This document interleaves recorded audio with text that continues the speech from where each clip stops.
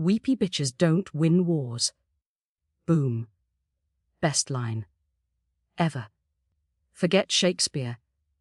Give me that embroidered on a pillow. That's hardly the thematic core of the piece. Crassant's reductive. It is rather succinct, isn't it? See. Even Dr. Pompous agrees. Welcome back to Heart Book Radio, folks. The only book. Show that knows what you really want, less analysis. More yelling. Today we're dissecting Claimed by Fate, by Shannon Mayer, which is basically a self-help guide for werewolves dealing with grief through interpretive dance and vampire sex. That is flagrantly inaccurate. It's the third installment in the Alpha Territories series, focusing on Sienna and the vampire Dominic consolidating power against a rival claimant to the throne, dealing with the emotional fallout from the previous book's climax, and navigating complex interspecies alliances. It's about political maneuvering and... Oh, my God. Are you trying to put people to sleep? It's about a hot vampire dude who's basically a walking, restraining order waiting to happen. A chick who cries a lot, but also kicks ass. And everyone losing their minds over some guy named Jordan, who kicked the bucket last book. Remember how you tried to defend Christian Grey's complexities? This is like that, but with fangs and less helicopter piloting. We are not revisiting the 50 Shades debacle. My point now is about cultural phenomena, not an endorsement of problematic courtship rituals. Dominic the vampire in this book is a classic Molly Gray archetype. He's possessive, driven by ancient instincts. He's a caveman. A sexy, brooding caveman who needs serious anger management and probably scrolls through Sienna's phone. When she's sleeping, people swoon over the burn the world for her thing. But I bet he also tells her what skirt length is acceptable. My neighbor Gary is less possessive about his prize, winning Begonius. It's about primal connection, protecta, horticulture, and Sienna isn't just crying a lot. She's processing trauma. Her powers manifesting exactly when needed does strain credulity. Ideas ex machina, wouldn't you say? Healing animal telepathy, it's a bit convenient. Who cares if it's convenient? She's got sass. She tells Dominic off. Okay. Yeah. She blames him for Jordan dying, which is kind of messed up. Like my friend Brenda blaming her cat, Mittens, for knocking over that hideous lamp her aunt gave her. Mittens was framed, but Sienna eventually figures it out. Unlike Brenda. And the supporting cast, Bethany the best friend. Some found her initial whining grating, her relationship with Will, Dominic's brother, somewhat forced. B. Yeah.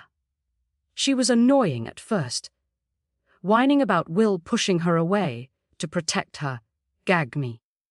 But then she apparently gets cool. I don't know.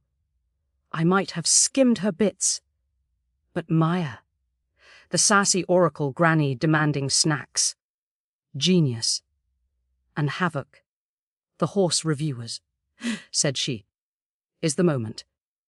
A horse, stealing scenes.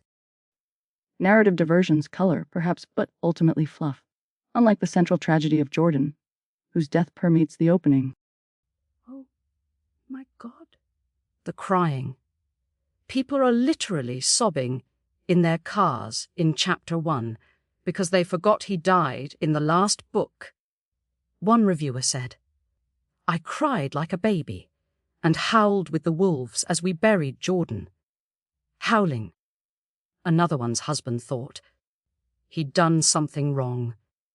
That's not emotional depth. That's a cry for help.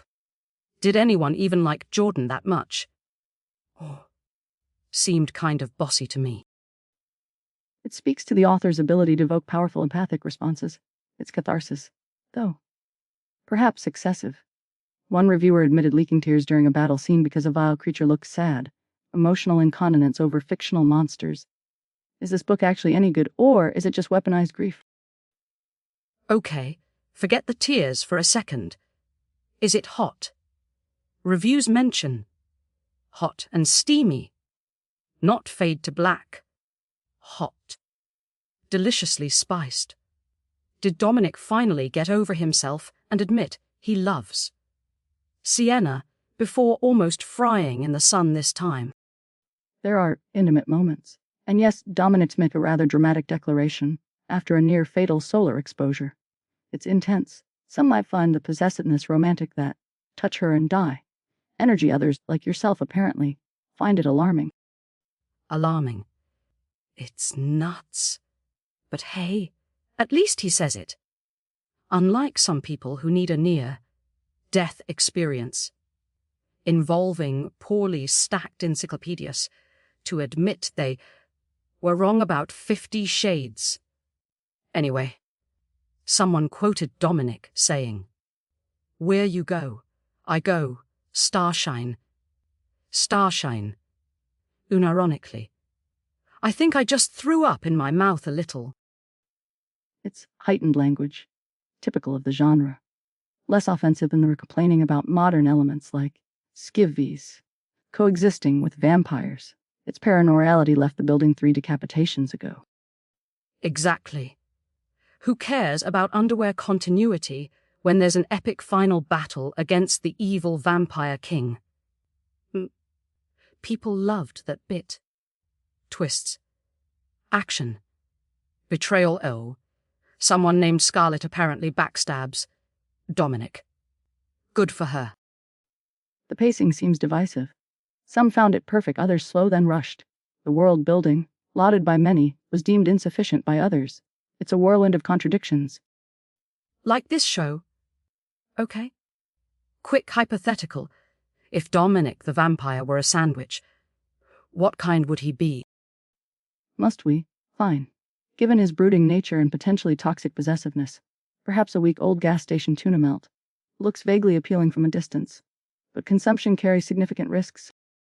Nah, too pathetic. He's got to be something spicy that gives you immediate heartburn, but you kind of want more anyway. Like extra. Jalapeno ghost. Pepper jerky on questionable bread. You know it's wrong, but you take another bite. That is disturbingly specific. Right, final verdicts then, before my sanity completely erodes. Okay.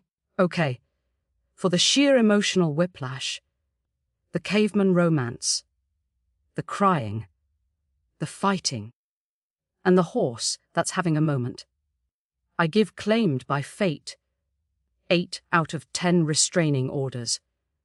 Dominic probably deserves. From a purely objective standpoint, acknowledging the problematic elements alongside the undeniable narrative propulsion and reader investment, I award this but 4 out of 7 unnecessary. Tears shed for the undeveloped Jordan character. It's something. High praise from Dr. Alistair. Next week, folks, we're tackling a real literary heavyweight. My roommate is a sentient mold spore, and he stole my protein powder. Bet you find some deep archetype in that one. I highly doubt it. This has been Heartbook Radio. Please seek professional help if you find yourself howling with fictional wolves.